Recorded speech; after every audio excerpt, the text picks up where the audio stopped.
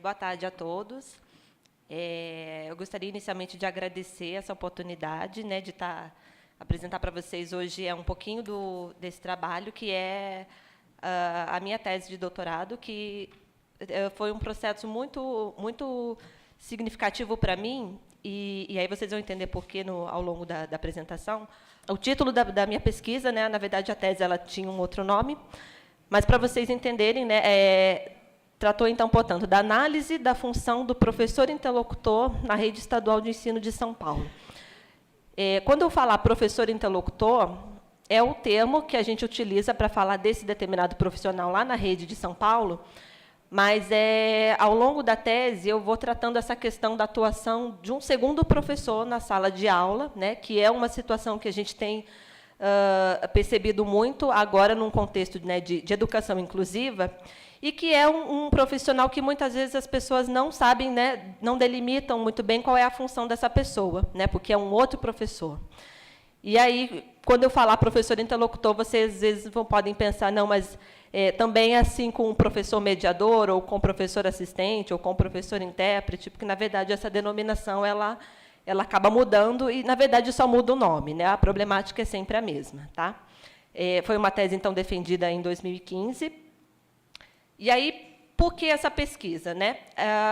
O que começou a acontecer depois de 2005, vocês sabem bem, né, que teve a publicação do Decreto 5626, né? E aí foi quando começou a se falar da obrigatoriedade da presença do tradutor-intérprete de língua de sinais nas escolas que tivessem alunos surdos inseridos. Quando acontece isso, o que o Estado de São Paulo faz? Ele começa a contratar professores interlocutores para atuar junto, né, dos alunos surdos na rede. Mas o que na verdade, o governo fez? Ele começou a cadastrar os professores da rede, né, que já tinham algum conhecimento de língua de sinais, para atuar nessa função. Só que, né, para que isso começasse a acontecer, algumas resoluções começaram a ser publicadas, né, para justificar essa contratação, mas, em nenhum momento, se descrevia qual é a função dessa pessoa e nem se delimitava a função. Né? Mas, aí, como ela surgia em decorrência do decreto, ficou assim no imaginário das pessoas que a função dele era ser intérprete, certo? E aí o contexto político, né? Você tem, então, as legislações que falam, né, da atuação do intérprete na sala de aula. E aí você fala, então, esse professor interlocutor, ele é o intérprete de Libras? Mas, ao mesmo tempo, você tem essa resolução, que é a SE número 38, né, que é a primeira vez que aparece esse termo, professor interlocutor na rede, e que apresenta dessa forma muito vaga, né? Porque aí eles falam, o professor interlocutor é um profissional que tem a função de acompanhar o professor da sala de aula com o aluno surdo inserido. Mas o que é acompanhar? Né? É dar aula também? É só interpretar? É dar uma aula paralela? O que é isso? Né? E aí ficou-se essa dúvida. Mas, aí, como ele tem esse nome, professor interlocutor, e, de fato, ele é um professor, ficou sempre, né, não tem que atuar, né, como professor, sim. E que também é uma polêmica muito grande na atuação do intérprete educacional e que muitas pesquisas, né, vivem abordando. O intérprete educacional, ele dá aula, ele é professor também ou não? Né? E aí ficou nesse embate. Né? Então, qual que seria o objetivo? Né? Primeiro, identificar a função social do professor interlocutor. Aí, para falar um pouquinho, né, do que seria a função social, eu vou ter que falar assim, brevemente sobre o meu referencial teórico, porque aqui ele é fundamental para entender todo o delineamento da pesquisa. Né? A pesquisa ela usou, né, como referencial a psicologia histórico-cultural, mas, ao contrário do que alguns autores, né, costumam fazer uma aproximação, dessa teoria com algumas teorias socio-interacionistas, a verdade é que a psicologia histórico-cultural ela tem uma base marxista muito forte. Né? E, na educação, nós acabamos conhecendo mais o Vygotsky, mas o pessoal, de repente, da área da saúde estuda mais o Luria, que também é desse referencial teórico. Né? E, na sociologia, se estuda mais o Leontiev. Então, assim, são autores que fazem aproximação com outras áreas, mas a pesquisa do Leontiev, em específico, ela tratou mais da teoria da atividade, que é o que nos interessa aqui. Né? A atividade enquanto o trabalho enquanto atividade, né, enquanto atividade característica do ser humano. E aí, dentro dessa teoria da atividade, o que a gente entende, então? Você tem o significado e você tem o sentido, né? O significado, ele é sempre algo social, né? Então, quando você fala o que é ser faxineiro, né? Existe um significado que, na nossa sociedade, ser faxineiro é a pessoa que faz a limpeza, né? Esse é o significado social desse termo, né?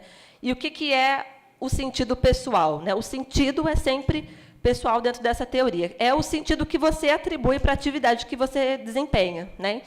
De repente, o faxineiro, né, o significado da função dele é fazer a faxina, mas a pessoa não atribui esse sentido para a função que ela desenvolve, porque, de repente, ela está olhando para essa atividade enquanto emprego, né?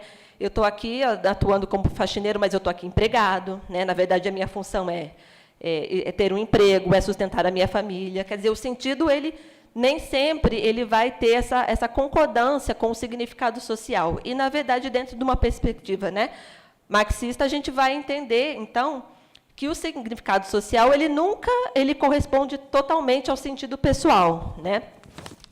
E aí, partindo, né, dessas considerações, o estudo 1, a pesquisa ela foi dividida, então, em dois momentos, que seria o estudo 1 e o estudo 2. Sendo que o estudo 1, então, teve o objetivo de identificar o significado social da função, né, do professor interlocutor, e um segundo momento, que era identificar, analisar o processo de atribuição de sentido pessoal à atividade desse professor interlocutor, em profissionais que atuavam no município específico do interior paulista, que, no momento da pesquisa, foi acordado que ele o nome do município não seria revelado. Mas é um município de grande porte e que, portanto, teria uma relevância considerável, né? Por quê? Porque se esse profissional ele não atribui um sentido para ele, né, de acordo com aquilo que é o significado, então, na verdade, a atividade dele está sendo em vão, né? E aí, por isso, a relevância de você ter esses dois momentos. Aqui eu trago um pouquinho, né, de como é o método nesse movimento de pesquisa, que, na verdade, ele, além de ser, né, a psicologia histórico-cultural, ele também tem um segundo momento de análise que está fundamentada numa outra vertente que se chama materialismo histórico-dialético, né? Por quê? Porque a gente parte dessa análise da função sempre dentro de um momento histórico, né? Eu não posso analisar a função de um profissional sem analisar esses aspectos, por exemplo, né, que já estão permeados, né, na sociedade em relação, né, ao capitalismo, em relação ao trabalho e emprego, né, trabalho e atividade. E aí tem esses momentos, esses aspectos, né? E aí eu vou chamar a atenção de vocês para esse quarto aspecto, que é a análise de unidades, né? Que foi onde essa mudança, né, minha mudança, né, de São Paulo para o Rio de Janeiro teve esse papel fundamental. Por quê? Porque a unidade, dentro dessa compreensão, ela é um aspecto que sempre está presente em todos os aspectos que você está analisando desse objeto de pesquisa, né? E aqui, nessa pesquisa em específico, a unidade de análise, quando eu mudo para o Rio de Janeiro, eu percebo que é a contradição que existe nas políticas públicas, né?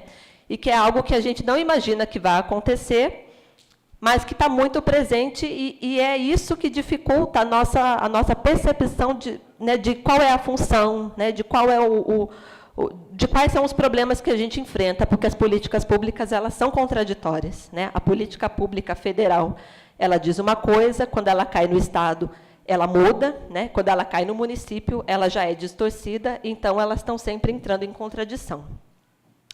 Essa parte aqui é uma parte que eu vou dar uma pulada, porque é mais assim, né, com relação a aspectos metodológicos, né?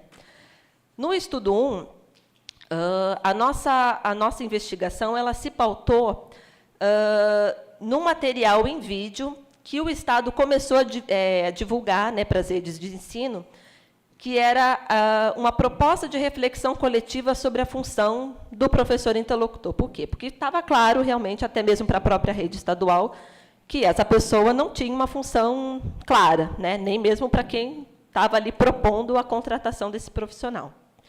E aí nós fizemos essa análise. Então, era um material onde se chamou. Esse encontro que foi gravado em vídeo foi um encontro onde vários profissionais, né, de diversas universidades foram convidados, né, a dar uma palestra para os profissionais que estavam em atuação, né, no ano de 2011, para falar sobre a função do intérprete, né, falar sobre as dificuldades do aluno surdo na sala de aula. E aí a gente faz uma análise dessas falas, né, junto desses palestrantes, junto com a fala, né, das pessoas responsáveis pelo ensino de surdos dentro do Estado de São Paulo. Aí, essa foi os passos metodológicos desse processo, né. Naquele primeiro quadro, onde eu falava um pouco da descrição dos passos metodológicos, a gente sempre procura, dentro desse referencial, a gente procura fazer assim, sempre partir, ali na etapa 1, da descrição empírica da realidade, né, que é caótica, e, por isso, ela não é imediatamente perceptível, né, porque ela precisa ser esmiuçada para ela ser compreendida.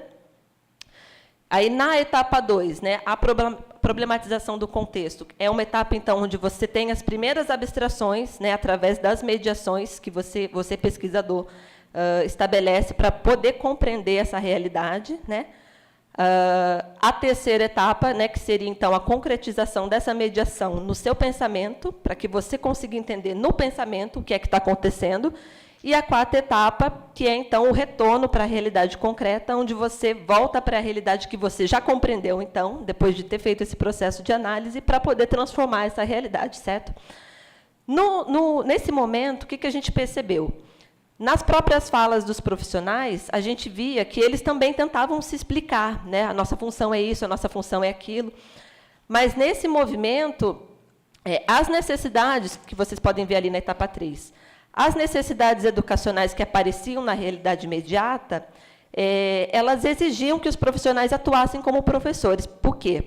Porque os alunos chegavam na sala de aula sem domínio de Libras. Não tem como eu atuar como intérprete se o meu aluno não sabe Libras. Então, eu vou primeiro ensinar Libras, certo? Só que isso não é função de intérprete. Aí, depois, o que acontecia, né? Os próprios sujeitos começavam, então, a explicar essa realidade. Mas isso, em contradição com a unidade de análise, foi gerando essa confusão. Mas aí a gente chega à conclusão de que depois, se ele tem que atuar como professor, então essa é o significado dessa função, né?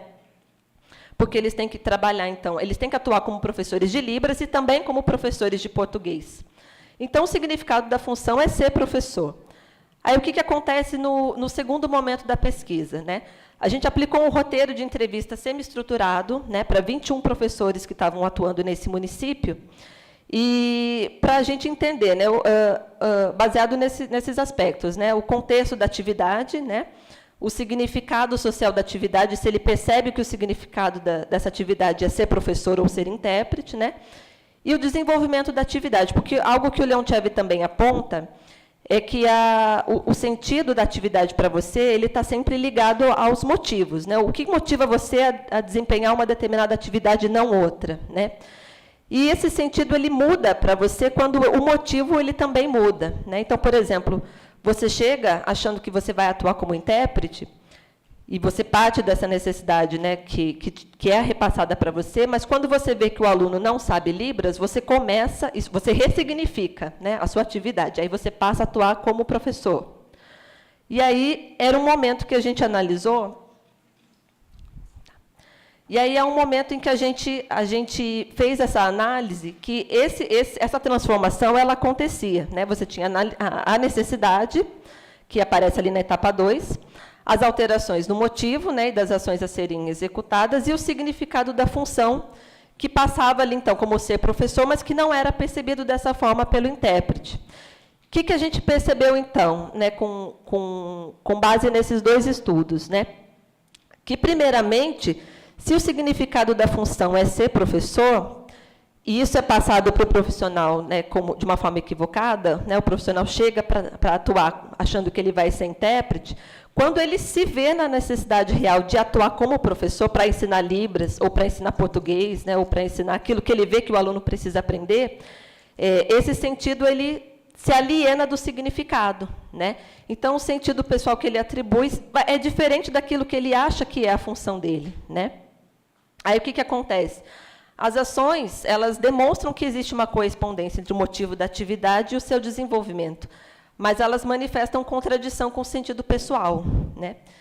E isso, dentro da teoria, é a expressão máxima da alienação, né? Porque aí você tem um profissional na sala de aula que está alienado da função, e como ele está desempenhando uma atividade de ensino, o aluno ele também fica alienado da função dele, que é a função de estudante, né? Aí, o que a gente compreende, então, para voltar para a realidade concreta, para a gente atuar sobre essa realidade de forma pontual, para poder transformá-la, né? Se o professor regente não vai ensinar o aluno surdo, o professor interlocutor assume essa atividade, né? Porque o professor regente não sabe Libras. E aí ele vai e assume essa atividade. O que acontece? Uma aula paralela, né, para os estudantes surdos, que ficam sempre excluídos da atividade principal, que é a que está realizada pelo professor regente para os alunos ouvintes. Ao mesmo tempo, dentro da sala de aula, se você entende que a atividade pedagógica ela é atividade de ensino que o professor realiza e a atividade de estudo realizada pelo estudante, a atividade de estudo, então, realizada por esse estudante, né, no caso, né, esse estudante que é o surdo, também vai ser excluída da atividade principal da sala de aula, né, porque tanto o professor, interlocutor, quanto o aluno surdo, eles estão realizando uma atividade paralela. Então, o que seria assim, uma necessidade que a gente acabou identificando, né? Os professores interlocutores, eles acham que eles não devem atuar como professores, porque já existe um professor responsável por desempenhar essa função dentro da sala de aula inclusiva, né? Que é o professor regente. Só que a função de ensinar o surdo não é assumida de forma consciente por ninguém, porque o professor regente, como ele não domina, né, esse saber sobre o aluno surdo, ele também se exime dessa responsabilidade, e como já tem um outro professor ali na sala de aula para acompanhar só o surdo, ele também acha que isso não é função dele, né, e acaba que nenhum dos dois professores assume de verdade a função de ensinar esse aluno, né, e isso tudo acontecendo a pretexto de inclusão. Então, o que a gente identifica como necessidade? Se a função social do professor interlocutor, e que aí pode ser, né, do professor, de qualquer outro professor que está atuando como segundo professor na sala de aula, se a função dessa pessoa é de ser professor, você não pode conceber que ele vá atuar nesse mesmo espaço da sala de aula para desenvolver uma atividade paralela, né? Esses dois professores, eles têm que atuar, então, de forma conjunta, né, e coletiva, planejando e executando as atividades de forma coletiva, porque, senão, a atividade sempre vai ser segregada, né? E essa foi a grande necessidade de transformação na realidade concreta que a gente identificou, né? Agora, aqui eu trago algumas referências para vocês, né, que eu apresentei. Mas agora uma última coisa que eu gostaria de passar é que, depois desse movimento, né, de pesquisa, nós retornamos para... Eu já estava aqui no Rio de Janeiro, né, mas aí eu retornei para São Paulo para apresentar a tese, né, na diretoria de ensino que eu desenvolvi a pesquisa, para dizer, olha, eu descobri que a função social dessa pessoa não é ser intérprete, é ser professor, sim, né? E isso precisa ser socializado entre os profissionais para que eles atuem, então, de forma mais consciente, né, desempenhem realmente o papel que eles têm em relação ao aluno. Mas aí o que acontece? Se a gente for pensar, né, em termos de o que é inclusão, né, dentro da escola hoje, né, e o que é escola pública, né, para a comunidade de baixa renda hoje, você vai perceber que a exclusão ela atende, sim, né, a um propósito, né? Existe aquele que ganha e aquele que pede com a inclusão e com a exclusão. E que a verdade é que não é assim, de fato, de interesse, né, das pessoas que controlam, né, o ensino e a sociedade como um todo, que exista a inclusão de fato, né? Então, o que acontece? Houve uma recusa, né, da diretoria de ensino em divulgar os resultados da pesquisa, né, para a comunidade, porque aí isso geraria um desconforto muito grande nos professores que já atuam há muito tempo, né, você dizer que você vai ter que atuar junto com o segundo professor na sala de aula e dividir a sua turma, né, e planejar com ele a sua atividade, né. Mas isso é um aspecto que a gente teria que, então, que repensar para realmente promover uma transformação, né? E é um pouco isso, então, que eu gostaria de compartilhar com vocês hoje, né? Obrigada.